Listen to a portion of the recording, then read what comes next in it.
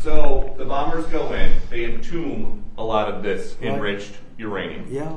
At this point, do you need a deal with Iran to go get it? Or have you thought about just a covert, daring, send in the SEALs, send in the Rangers? But I didn't want to be Jimmy Carter, you know. I didn't feel like being Jimmy Carter. So that's off the table. We did. Well, we thought about it right at the very beginning, before we did what we did, before we destroyed their entire military.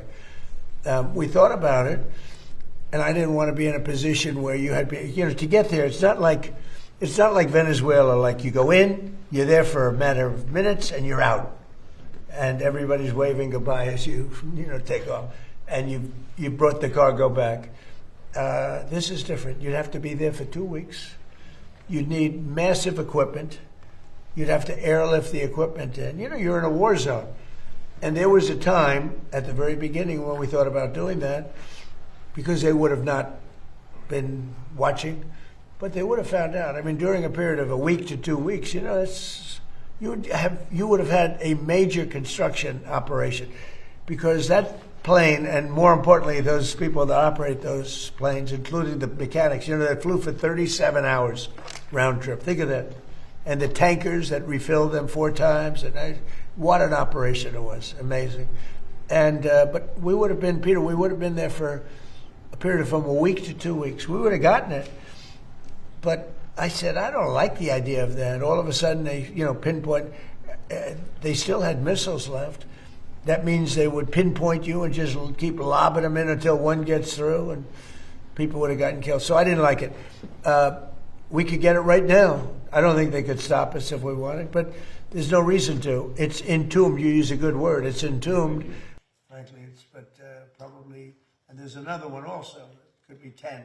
And we've heard that you want to meet with the new Ayatollah, the new supreme leader. I don't want to meet, but if I did meet, I'd be honored to meet him. I'd like to see if we make a deal. But if we make a deal, it's possible that I would meet him.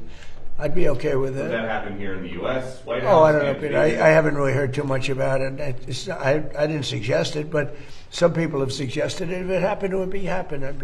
I'd be respectful. He's in Lebanon. You said that negotiations are in final stages, but Iran's saying they're stalled. They didn't reject me. They didn't reject that. They're looking. I think Hezbollah. I will tell you, they called us and they said, "How about stopping?" And I think you're going to see things happen over there. That's been like a little bit of a different world, but it's interconnected with Iran. And it would be really nice if Lebanon could have some peace. Lebanon's been under attack for so many years and always like an underdog. And it would be really nice if it could end. And I spoke to Bibi Netanyahu about that. And I speak to them about it. And I actually spoke to Hezbollah about it. And I think progress is made. That's been going on for a long time. When you look at that, for years and years, 48 years, I say, well, let's get this settled. How long has it been going on? 48 years. I said, that's a long time.